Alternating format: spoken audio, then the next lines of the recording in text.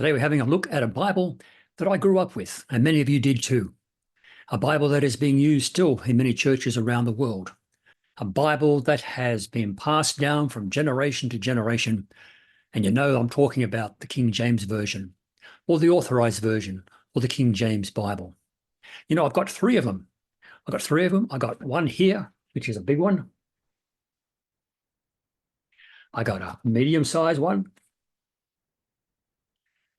And I got a little one, which I got when I was a young child in the Sunday school.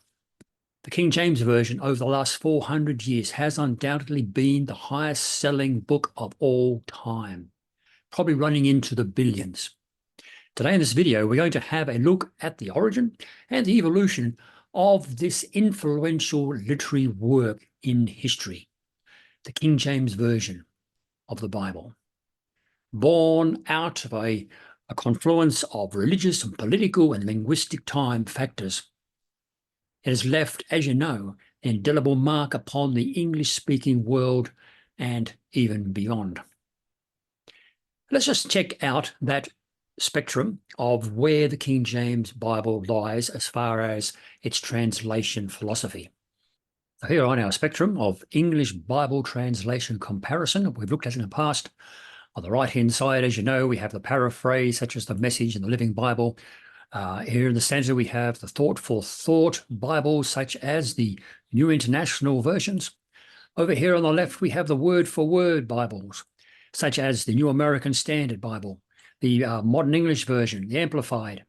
But here tucked away, we have the King James Version as part of the word-for-word or formal equivalents, where they have taken the Greek and they've taken the Hebrew text that they had at the time and translated it as best they could into English as a word-for-word translation. So just to give us a bit of context, the early 17th century, because the King James Bible came out in 1611, which is the early 17th century, it was a time of literary geniuses such as Shakespeare. To be or not to be, that is the question. Whether 'tis nobler in the mind to suffer the slings and arrows of outrageous fortune, or to take arms against a sea of troubles. And music from people like William Byrd.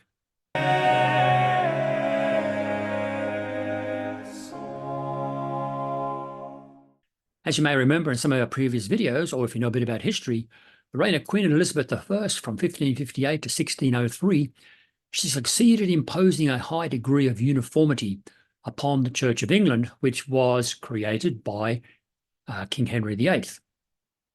Protestantism was reinstated as the official religion of England after the short reign of Mary I, who was also called Bloody Mary, from 1553 to 1558, who attempted to restore the Roman Catholicism in the country.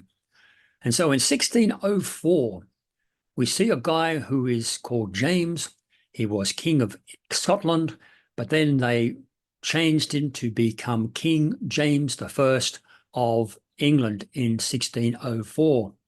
And a conference or a group of churchmen, they requested to the king that the English Bible be revised because existing translations were corrupt and not answerable to the truth of the original. Let's have a look at this chart showing the progression as we've looked at the different Bibles through the 1500s, leading up to the formation and creation of the King James Version. So as you know, some time ago, we did a video on the Tyndale New Testament, which was one of the forerunners of the Bible that we know today. In 1534, we came across Coverdale Bible. 1537, we have the Matthews Bible. And during this time, people were being persecuted. They were being burnt at the stake. Bibles were being burnt because the only Bible you could have was the Latin Vulgate by the Catholic Church. Then in 1539, we have the Great Bible, which was so huge that it had to be chained down in the churches and could not be read anywhere else but in the church. In 1560, we have the Geneva Bible, which was very popular back at this time and even popular today. In 1568, we come across the Bishop's Bible, which didn't prove to be all that popular, but it was a revision of the Geneva and the Great Bible. And in the 1582, the Catholics brought out a Douay-Rheims Bible. And then down here in 1611, leading up to all these other Bibles coming together to be the King James Version in 1611. Now, just to give a quick idea, as far as history goes, where was James I as far as being the king? He wasn't a Tudor like Queen Elizabeth I or King Henry VIII, but he was part of a dynasty, I suppose you'd call it, a house of Stuart.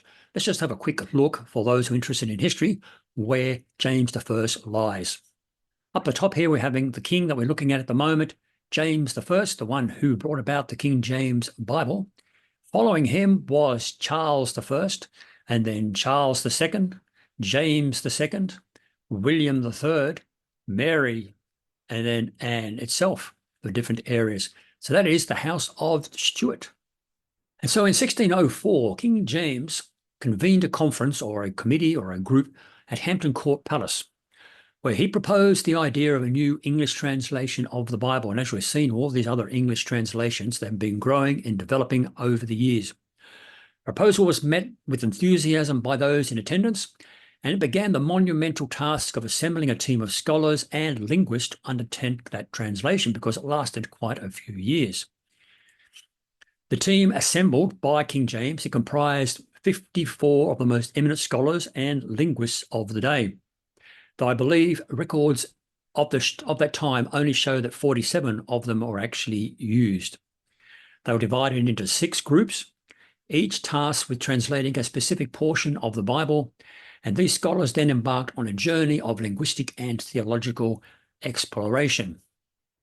Their methodology was rigorous for the time, drawing upon the original Hebrew and Greek texts that they had available to them at the time, as well as previous English translations, such as the Bishops and such as the Geneva Bible. Instructions were given to them, to these translators, that were intended to use formal equivalents, as we looked at the beginning, or word for word, and to limit the Puritan influence on that new translation. In fact, the Bishop of London added a qualification that the translators would add no marginal notes, which had been an issue with the Geneva Bible because they found that it was pushing a particular doctrine, particular ideology. And King James, he cited 2 passages in the Geneva translation where he found that the marginal notes were offensive to the principles of divinely ordained royal supremacy, because at the time, they believed that kings or queens were ordained and put in position by God himself. For example, in Exodus 1:19, where the Geneva Bible notes had commanded or commended the example of civil disobedience to the Egyptian Pharaoh shown by the Hebrew midwives. Also in 2 Chronicles 15:16, where the Geneva Bible had criticized King Asa for not having executed his idolatrous mother.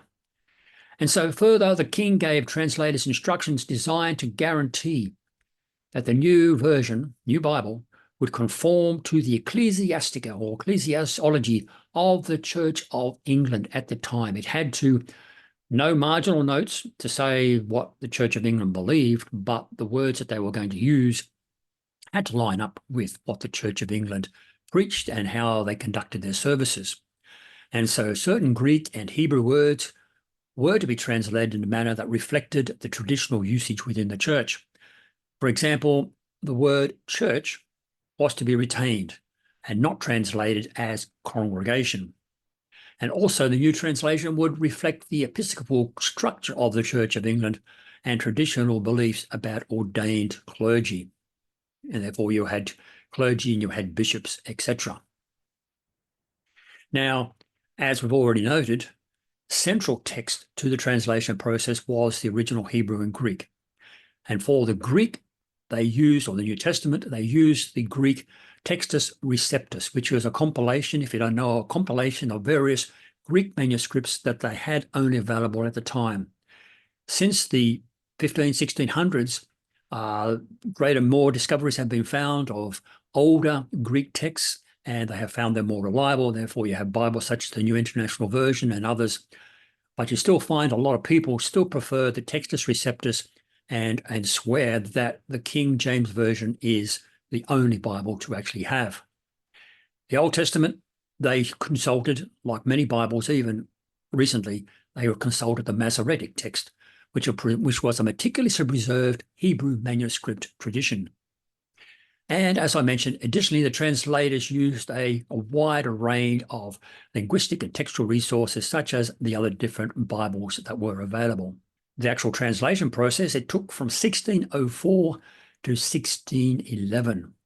And it underwent multiple rounds of scrutiny and revision by various groups, committees, etc., before the final approval, which is commendable. Too many Bibles come out even over the last 10, 20 years, where it has been one person has done the translation, and only one person, the same person, has actually taken the time to revise what they have done themselves. No scrutiny or revision of what those people have done. But commendable to the King James at the time, to the version that they produced, there was a lot of scrutiny and a lot of revision that went into it.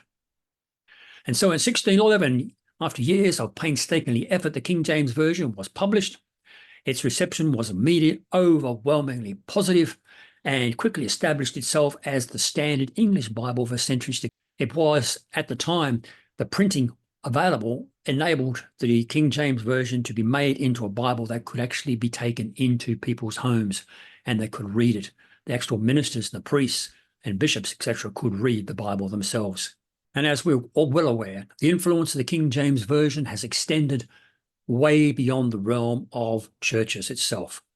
It got permeated, it reached out into works of literature, into novels, into dramas, etc., that people like Shakespeare had put on, and has left an indelible mark upon the collective imagination of generations past and present.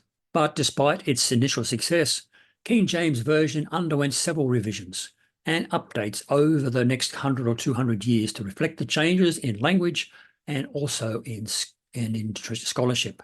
One of the first of two modifications or updates was the Cambridge edition of 1760, which was a culmination of 20 years of work by Francis Sawyer Parris, who died in May of that year. The 1760 edition was reprinted without change in 1762, and in John Baskerville's fine folio edition in 1763. This was effectively superseded by the 1769 Oxford edition, edited by Benjamin Blaney. One of the versions that came out early in the piece actually left out the word not. Thou shalt not commit adultery. And the Bible actually said, thou shalt commit adultery. And therefore that one was quickly pulled off the market and revised and brought out again. And so the Bible that we have in our hands these days, the authorized version, the King James Version, it has gone through a lot of revision over the years, modernized in many ways, and yet it still reads with the thous and the thines and that Shakespearean text as we've come to know. It stands as a testament to the power of language, the power of the quest for truth, the quest to take the Greek and the Hebrew and to make a Bible that was readable by the ordinary people at the time, used within churches, and as we know, has lasted centuries and become a legacy to many, many Christians over the years, taken within the countries such as Africa, into South America, and into America itself. It is a Bible that has stood the test of time, and only recent Bibles over the last 40, 50 years have started to displace its place as far as being a popular Bible, because it is new ones are more readable.